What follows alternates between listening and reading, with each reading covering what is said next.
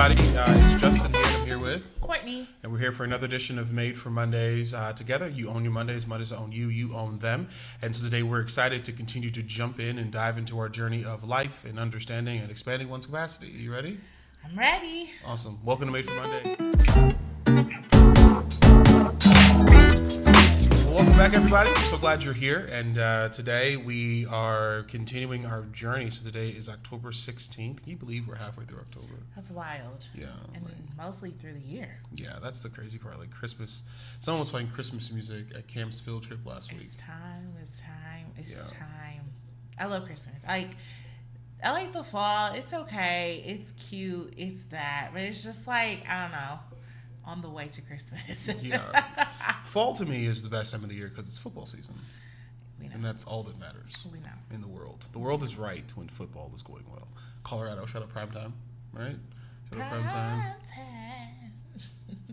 All of that. So today we're continuing our steps together as we continue to build and grow our podcast, as we dive into some work, and we'll actually share a little bit later about some of the work we're intentionally doing and ways you can find us. But today, Courtney, what's on your mind? Just about anything? Yeah. So I asked you earlier, but I thought it'd be cool to talk about, did you hear, I love pop culture. Did you hear about Jada Pinkett Smith and Will Smith? And they've been like essentially separated like the whole time. Well, I guess at least 7 years, 2016. Wow. But they have been intentional of showing the world that, like, in front of cameras or in front of the world, like saving face and like making sure that they're together for pictures, mm-hmm. or they didn't want the world to know. Mm-hmm. And she said that she vowed that she would never get a divorce. Mm-hmm. And so I thought it'd be interesting to talk about that. Living, how is that dangerous or how is that right? Because it's like, so if you vow never to get a divorce, are you still married? What is separation? What is that? What is that? Was she really entangled? Was she really entangled? Yeah, well, we know she was. That's what she said. Well, that's just what she called it. No, I don't know. It's crazy because just seeing things for Will Smith. I know he traveled to the top of the Burj Khalifa, and he, he slapped Chris Rock, right? So, getting context behind it, I mean, it's unfortunate. I didn't know that was his story. So he really defended someone he's not even with anymore, which is wild and a cry for help. Yeah. And I just think it's interesting because I think in a lot of our lives, though, we live in those in-betweens, mm-hmm. which can be confusing to other people mm-hmm. in defining. Not that other people matter, but confusing to the two of them in the couple of not defining. And I don't know what separation looks like to them. Some people say, like, oh, they're living apart, that, or like all of that. But then it's just like, what's the point? And living in that commitment and saying, or does it make it right? Because you're like, oh, I promise never to divorce. There's no reason to ever divorce. But then going with the motions of divorce, like how does that? And I think we do that a lot in our own like lives. Mm-hmm. If we were to bring it practically, like live in a divorced career life, but just going through the motions of work, but not really committed in it. Yeah. I think the word that I've used for moments like that is liminality, right? So liminal spaces are these like eternally repetitive, non-ending, but yet have no beginning spaces, right? And you can't really see the end. You can see it, but so it's like, think about like eternally white room, right? It's a room, so you know it has to have an ending. You just don't know where it is. Mm-hmm. And so you're searching constantly for the end, and what professor suggested is that in those spaces you just kind of sit where you are. You just sit, because the room eventually, the lights have to go off, the room has to end, the repetition eventually has to find an end, right? Like even we went to the Room of Illusions, the Museum of Illusions in Las Vegas last week, right? That was really and fun. Eventually the repetition came to an end. It's not infinite. Like it's not infinite. It comes to an end. It's all the trick in our brains. And so it seems like they're in a place where they're decidingly in a liminal space. And it's unfortunate because it sounds like their whole relationship is defined by what other people think about it. And that's really sad for people's relationships. And see it so often. I've done too much premarital and marital stuff with people that it's like their relationships are not for themselves, they're not for the children. They're either for children or for other people that you don't even know. So yeah, and like that's a powerful point. Shout out to Museum of Illusion, MOI. But you said something powerful when you said, it can't go on forever, right? But it could. They had like a lot of different scenarios of like optical illusions, right? But the main goal, and I think by the time we've gone through each exhibit and each thing, the main premise was the same.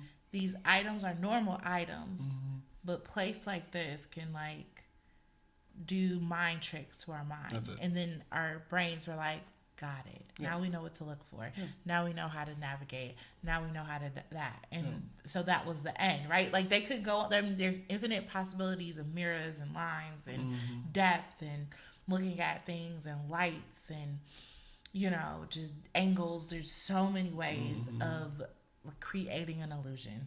Yeah. But once you realize that, this is just a bunch of literally smoke and mirrors. This is just lines and mirrors or glass or angles, you just are like, okay. It doesn't matter. It doesn't matter anymore. It sounds like that's what the relationship is. The relationship is for other people, and the relationship is a bunch of smoke and mirrors, which I guess as one of the people that they want the relationship to care about, I just don't care. Like, it's just like, okay, like, you're deciding to be miserable. So, like, that sucks. It makes a good book, though, so... But why? I guess that's another thing with that. So I'm seeing that more and more. People are doing stupid things. Like, here's my issue with that, right? So people are doing stupid things like this, creating havoc and distraction. Like Greg Locke, for example. I told you this, so we were talking about this. And Greg Locke, a pastor in Mount Juliet or Chattanooga, one of the two really super conservative cities in Tennessee, pastors this mega conservative, ridiculous, like, I'm not even going to say Trump-loving church, but just like he is, but there's nothing bad about that. He's so far in the deep end of just ridiculous, right? And he's got a book deal about how God called him to be not conscious, but what is it? Like, I don't even know, conscious and conservative. I don't know what it is, but it's just like, how did he get a book deal, right? You're talking about Jada, like, so people are actually going to go buy this Jada Pinkett book, right? And it's just like, for what? Like, we're going to go buy this book, and we already know that in this book, the sanctity of marriage is not going to be honored. We know in this book, for Greg Locke, this gospel is not going to be honored, right? And I'm not even talking about liberal gospel. I'm not talking about, like, conservative relationships for Jada Pinkett and Will. But the fact of the matter is, people are going to go spend money, sit down and read, and all it's going to do is cause division in homes, division among children, and confusion among relationships. All Greg Locke's book is going to cause is division in homes, confusion in pulpits, and people to wonder whether, like, you hear me talk about this all the time, I hate to be compared to other preachers who are not preaching the gospel. So now, Greg Locke's going to release a book, and we're going to go read it. And it goes to all these, and not just books, it's popularity, it's I don't know, I get really annoyed. Well, because we are, as the people, obsessed with the out there, right? Like, we're obsessed with the most out there, right? Like, the most craziest story, like, the most right wing of the right wing. That's why people, it's an obsession with Trump. No, it's sad. The thing right? about it, it's an obsession with Trump. And then on the other end, it's the obsession or whomever is on the other end of the left wing. Like, it's an obsession. It's an obsession to, like, live in such a way with all this money and all this fame and all of this and be like, what? So the thing about it to me that really... And it warps our brain. Like, it warps our minds, because that's why it's hard for us to be obedient to what God has called us to do, because if we are like, God, why aren't you calling me to be out there? So with that, with that too is we're trying to encourage people to increase your capacity, right? To increase your capacity, realizing that you can do more than you think, right? And we do, just in the wrong direction, right? Like, I preached this at church last week about Ephesus, right? They're doing stuff in the wrong direction. So, like, we can increase our capacity, so we can add more stuff to our plate, right? So we can scroll on TikTok for 3 hours at a time. We can scroll on Instagram for 2 hours at a time. We can watch 4 hours straight of YouTube videos. We can read trash books that are literally gaslighting you. Yeah. Gaslighting you into bad relationships, gaslighting you to go to terrible churches. We have the capacity, we have the time, we have the energy. You will stay up till 2 o'clock in the morning reading a terrible book, You will stay up until 3 o'clock in the morning scrolling through mindless videos. When you can take 5 minutes of that time and put it towards push-ups. But I'm fat. I can't do this. You can take 5 minutes of that time and increase your body's capacity, but yet our mind's capacity. But like, you let something roll down the street and we're chasing it. Let something stupid come on on the news. Literally, I can tell you exactly what's on the news tonight. War, rumors of war, death, murder. Black people are doing this, but white people are amazing and they're saviors. Like, that's literally every single night. Our capacity is there. We know exactly when the news is playing. We say we have no time, but let Oprah put a new show out. Let Tyler Perry put a new movie out, and we have the time. We don't know how to cook. We have no time to cook. But I think that's what's so annoying. And then we watch other people. So then, like, the professions that we're in, right, is we are counseling or we are taking steps with you to be like, stop it. Like, I love Jesus in scripture, and I those of you who are saved understand the salvific power of Jesus. Those of you who are unsaved, the philosophic power of Jesus. But literally, correction from him is, why do you keep doing, like, stop it. Like, stop it. Ephesus, stop. Smyrna, stop. Like, literally, I'm preaching about Smyrna. By the time you guys have heard this, I would have preached it at our church. Shout out our Friendship Vallejo podcast. But, like, I would have preached it at our church. And at our church on Sunday, I'm talking about Smyrna. He literally looks at them and it's just like, stop. Like, stop slandering each other. Yeah. Like, because the goal is to be conformed with Christ. The goal is to be the person you were created to be. And yet, here we are being like, ooh, this marriage is dysfunctional. I'm going to read a book about it. And yet, there are books that I've written, like, just shameless plug. There's books that I've written on how to use your mind as technology and technique. There's books that we're talking about writing together about, hey, this is how you're faithful to your calling. I have colleagues who've written amazing books, right? Combing through scripture. My mother wrote an amazing devotional, combing through scripture. And it's like, oh, that's just too much to read. But Greg Locke's ridiculousness, and we'll spend 3 days straight sitting down reading that and putting books and podcasts and statuses. And I don't know, maybe I just had a point and I'm thinking about it. I'm just unloading because of all this other stuff, even the Mike Todd stuff. Like, just like, come on. Like, God has been too good. Life is too difficult to find ways to make it more difficult.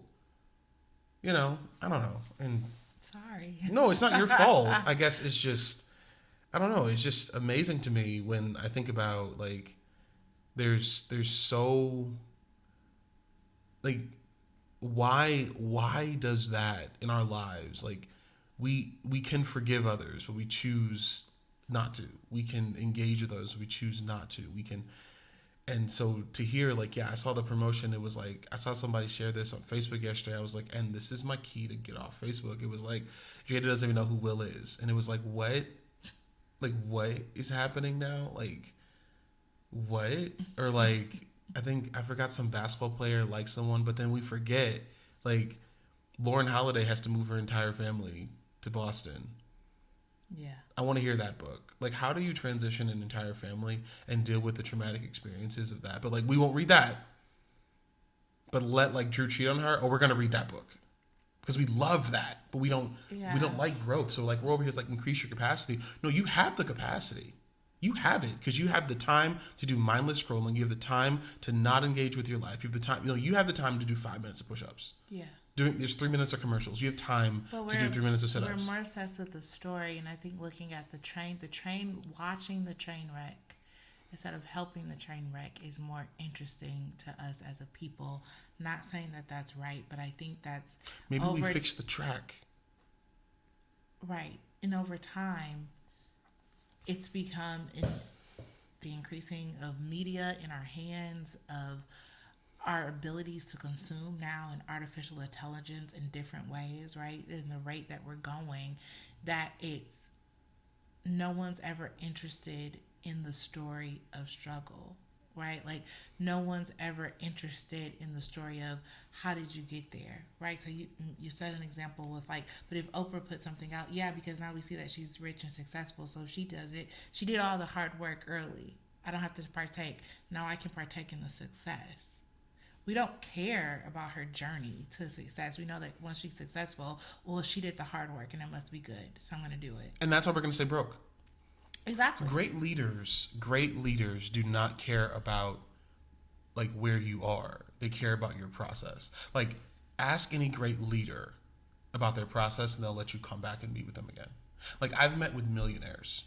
Like, one of my mentors used to be the CEO, like, you know this. So for those of you on here, one of my mentors used to be the CEO of Hasbro, Brian Goldner, right? I remember the first time I met Brian, I went and sat down with Brian, sat down at Hasbro. It was crazy because this guy is worth millions. Millions. His VP of development was right next to me. His administrator was over there, and I'm looking up all their salaries online. Millionaires. I'm sitting at a table of millionaires as his pastor of a church, 201 years old at the time, that like nobody knew. How did you get here? And my entrance into toys and tech came from this man being like, yeah, so no matter what happens over the course of the next 5 years, robotics and XYZ is going to be the thing, and we set the trend. So how did you get here? And he began to share with me his story. And not just his story from I had a terrible childhood, but no, I have cancer.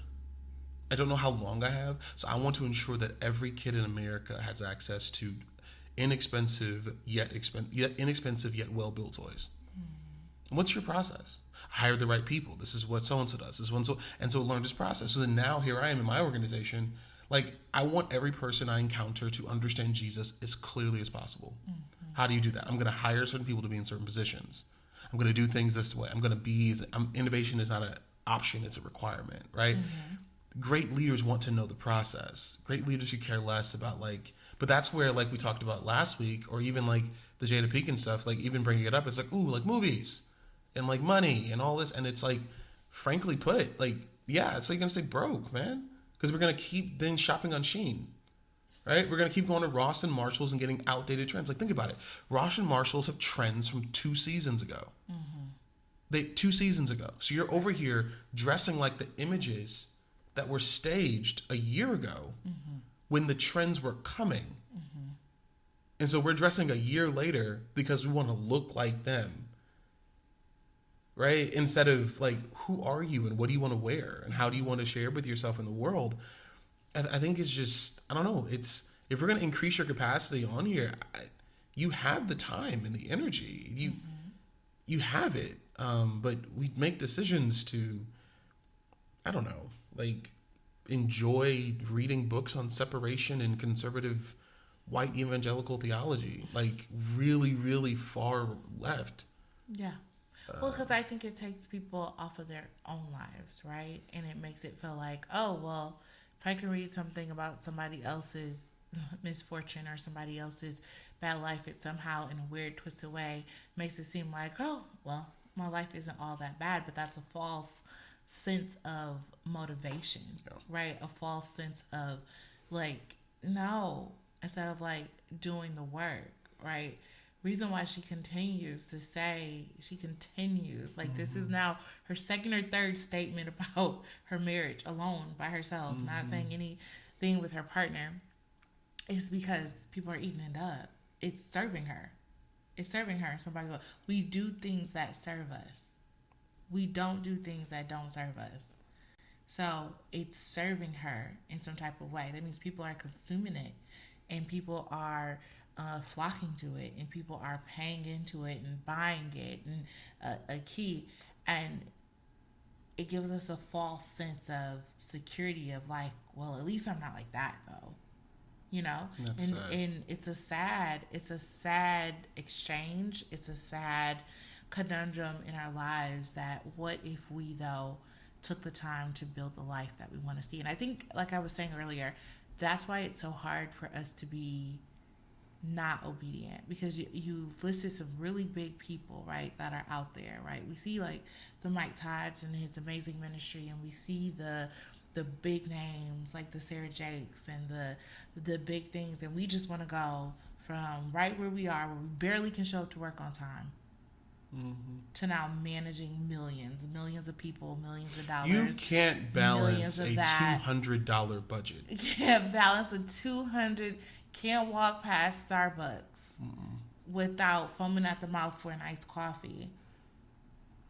But we want to manage and lead millions when we won't do the first thing that God told us to do. So lots of times, instead of pressing through, right? Instead of just starting with a push-up or starting with a walk, starting with something, starting with a business plan, starting with a word, starting with something, an idea, start journaling. we take a passive and we just read other people's success stories. Yeah. Or other people's demises. If it were to me, if something in terms of increasing one's capacity today, I would look at number one, you have to get frustrated with mediocrity, right? Like separation without divorce, but not being together and all that. Like I look at it like for me with that too. So Damian Lillard, who just moved to the Bucks, right? Damian Lillard and his wife have been separate for the past 7 months, right? And then as soon as he goes to the Bucks, he had filed for divorce, I guess, like right as he left Portland to move to Milwaukee, right? Which is why his wife wasn't there with him at his introduction. And so to go from, and people were online were just like, oh, it doesn't matter, and like at least he's gonna be more focused now because he doesn't have to worry about his marriage.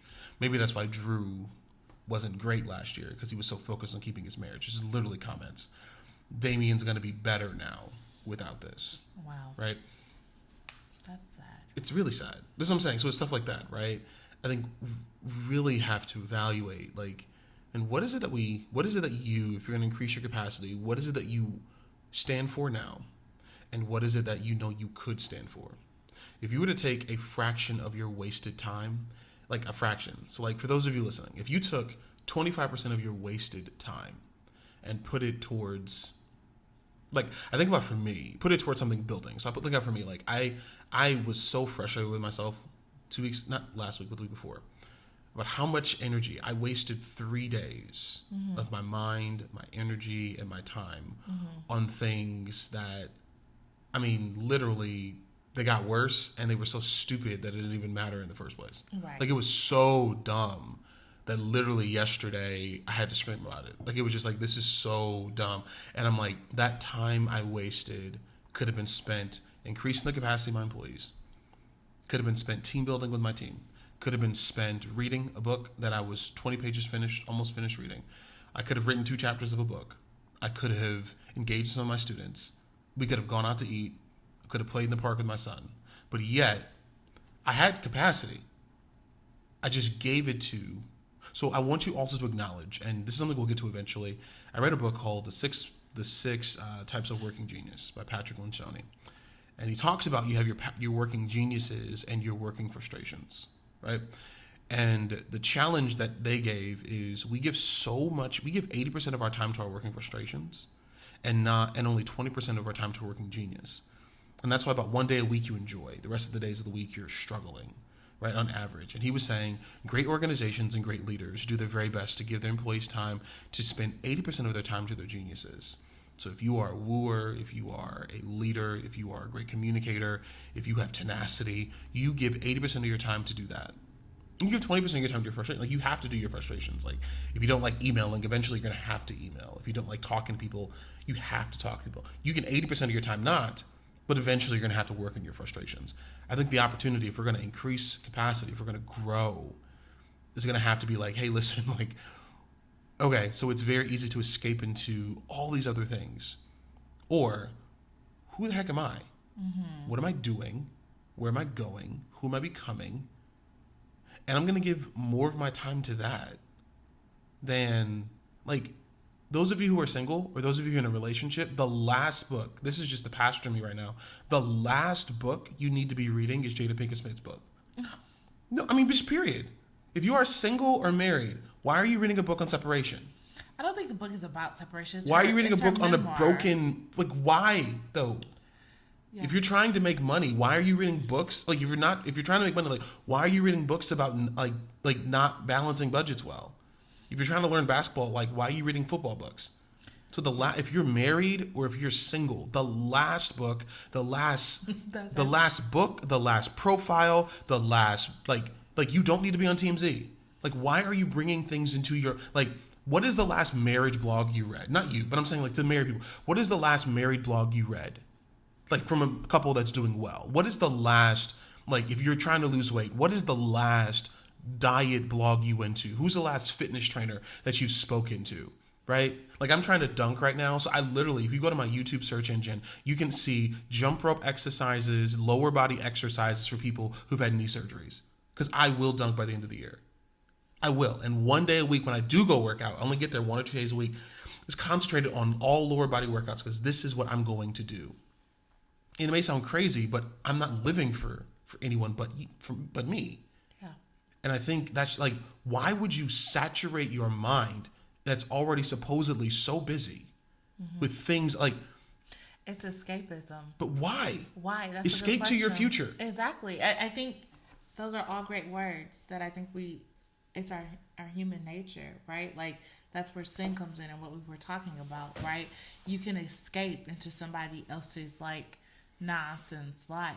And then we look up and we wonder why we're so confused. Traveling, like you said, you preached about traveling and going nowhere. Yeah. Traveling and going sideways. Yeah. So we're making movement, but we're not making progress.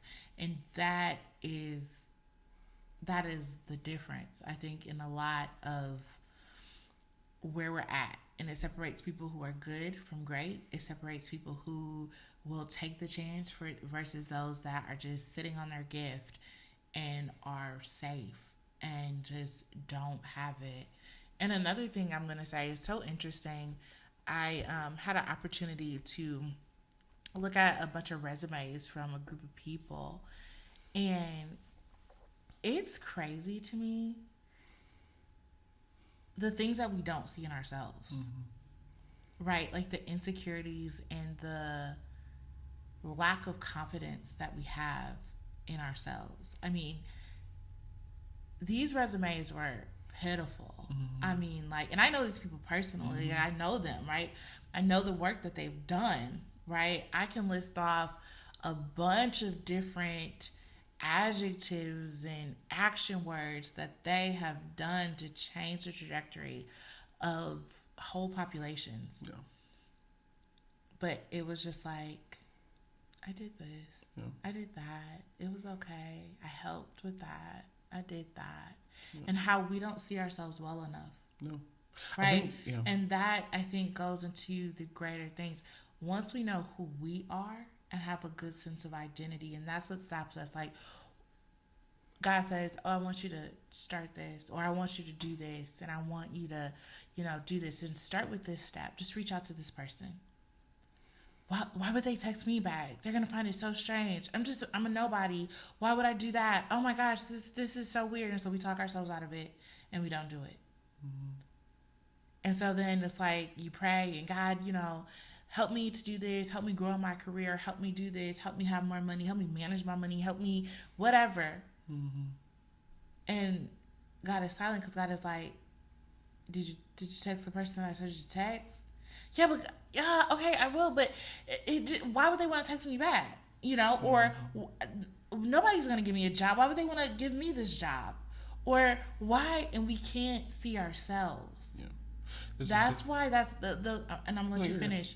The largest group besides self-help in books and in bookstores and libraries, besides self-help, is the autobiography and biography section. Because we're more consumed in other people's lives and more consumed into that than we are with like helping ourselves because we don't see ourselves well. My therapist, not therapist, me, have been trying to work on taking the words I think and like out of my vocabulary. So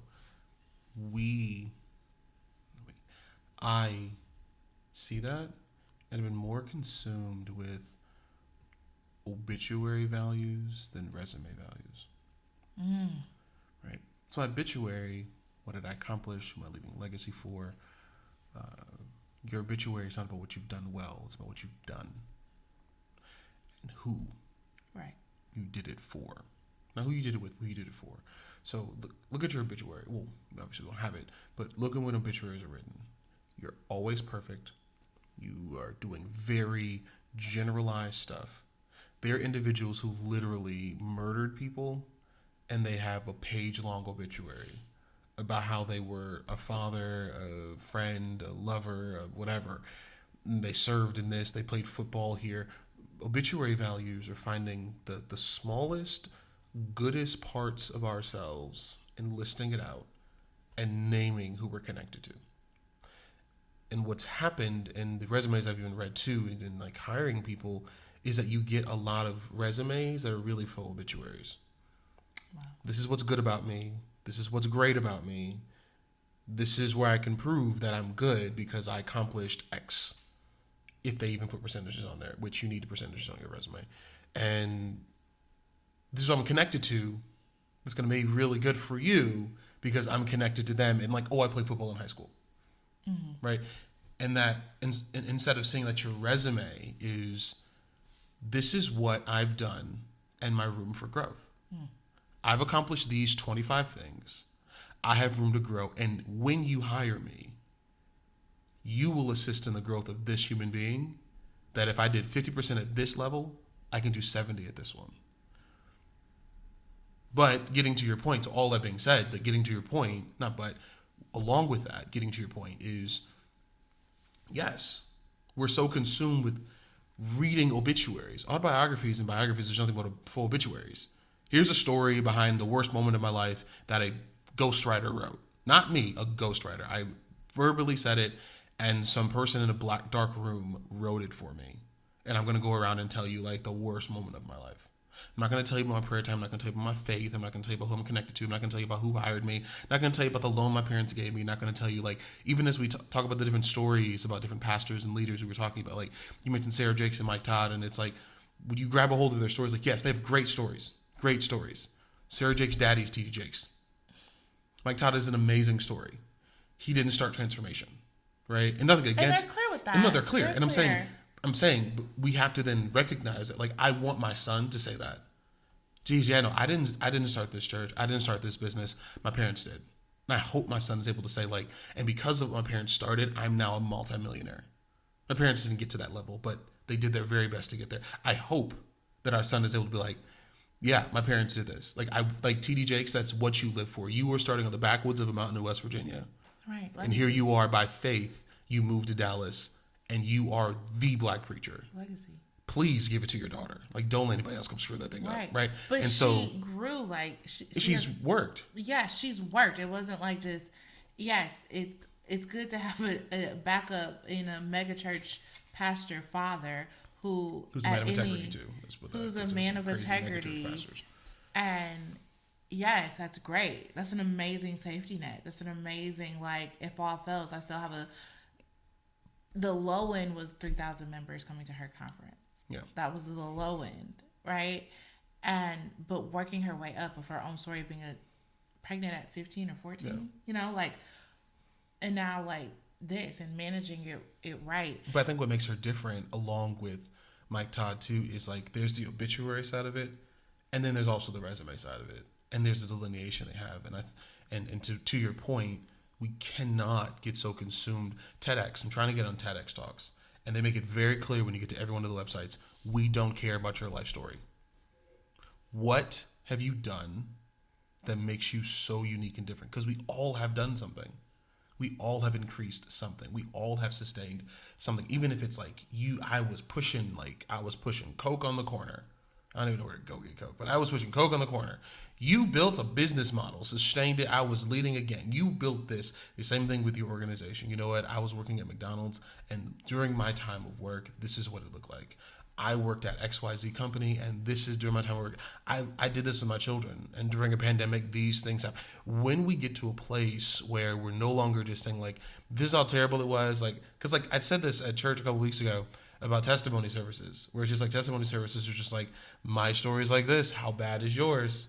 Oh, my story's worse. And then we start making up stuff because we got to be worse. Instead of like, no, the Lord has been done this for me.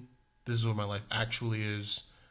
I would love to partner with other people who want that. And that's why, too, when you look at the average income of members who attend churches, you don't see a lot of millionaires unless they go to mega churches. Like West Angeles Church of God in Christ in LA has all of the black actors, all the major black athletes, right? Because they could get lost in the sauce. Trinity in Chicago has all the black millionaires. Barack was there, Oprah was there. They had all the black millionaires, right? And there's certain churches like that, all like T.D. Jakes' spot, all the black millionaires, along with like two other churches, because they can get lost in it. But you don't see, because we want this Jesus, we want this church, we want this gospel, we want this self-help. That's just like, my life is so terrible and tomorrow is going to get worse.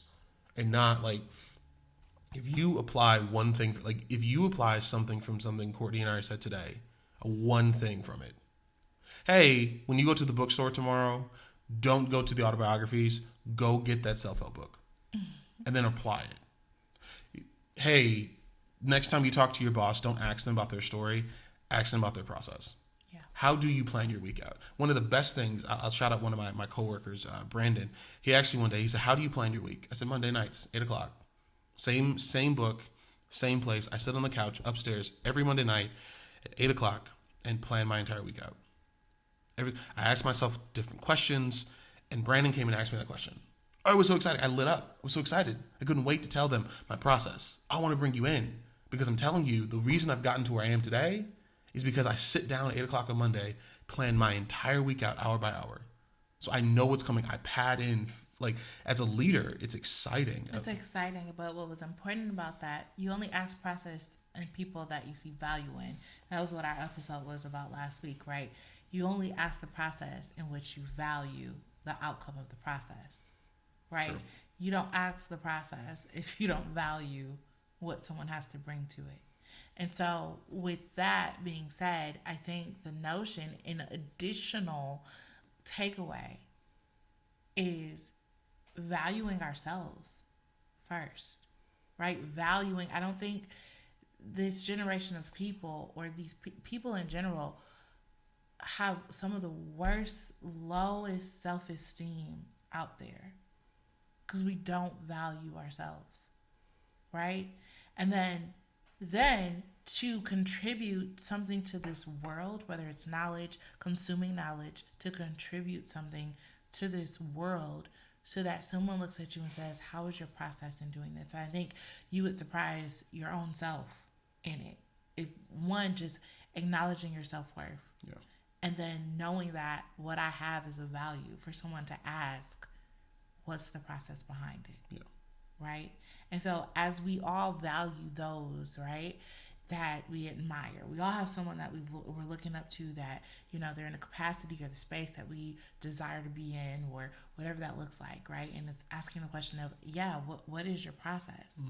But also working towards creating your own process so that someone looks at you and is like, wow. Because eyes are looking at you, whether that's your children, whether that's your coworkers, whether that's people that you manage, whatever that looks like, there's always someone looking at to you. And do they see something of value? Yeah. Because A, do you see something of value? Yeah, to that, and then the last thing I'll say is Doug Conant, the book you gave me, Touch Points, right? He said that I want you to stop, in terms of considering who you're looking up to, imagine you, everything going the direction that you sense that it can go, knocking on the door of your office, you from 10 years from now showing up to you right now. That's who you need to be looking up to. What are they wearing? What are they driving?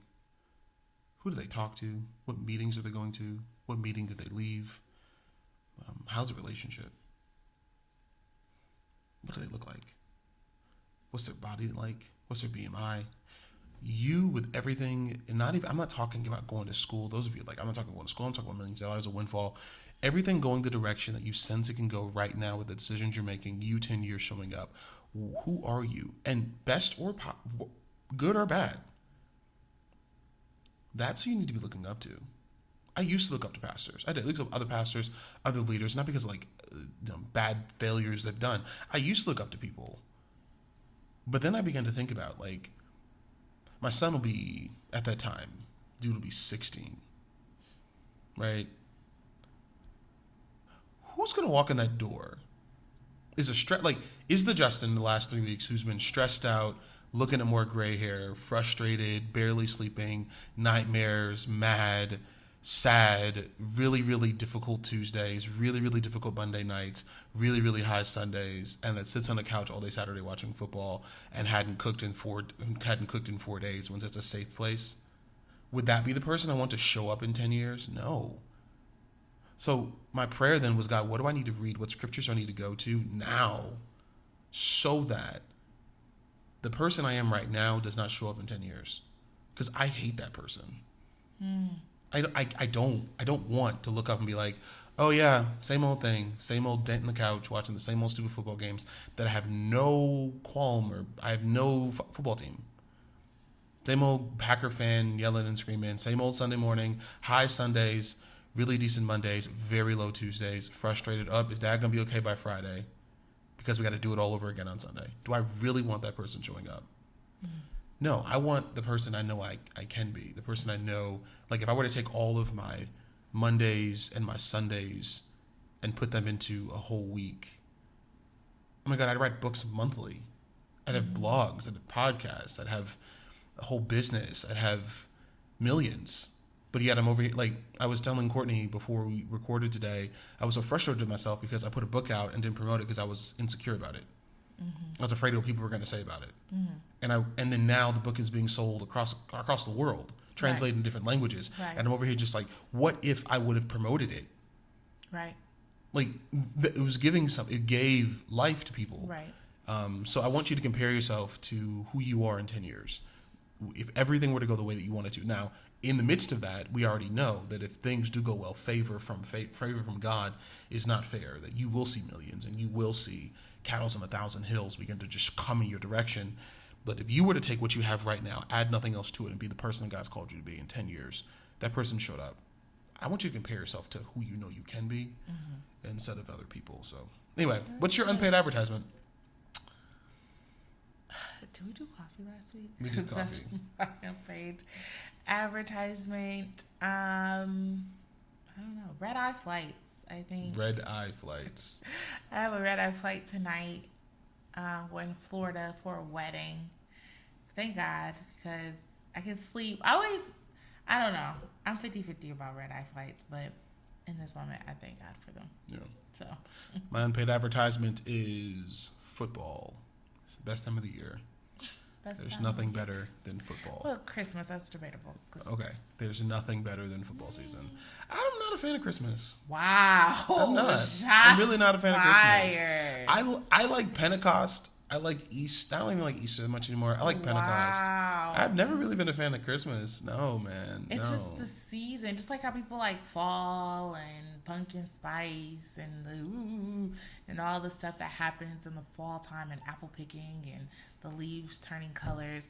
It's not necessarily the holiday. It's the spirit of the season. Everybody is nice on Christmas. Yeah. Time. Everybody's also nice on Halloween. They give you candy. No, not as much as Don't Christmas. They give you gifts. Yeah, you get candy. Fun-size candy or a whole gift. Frankincense and myrrh. I mean, if we're really going to do this. That's extremely expensive. So why don't we give it? What? Like, we don't give the frankincense. We work 4 jobs to get gifts for ungrateful people. Listen, I am riling you up today. But I think this is I'm not riled up. I'm just saying truth. Like, let's whatever. end. We've kept the people far enough. I'm sorry. You're made for Mondays. Mondays are on you. You own your Mondays. We'll see you next week.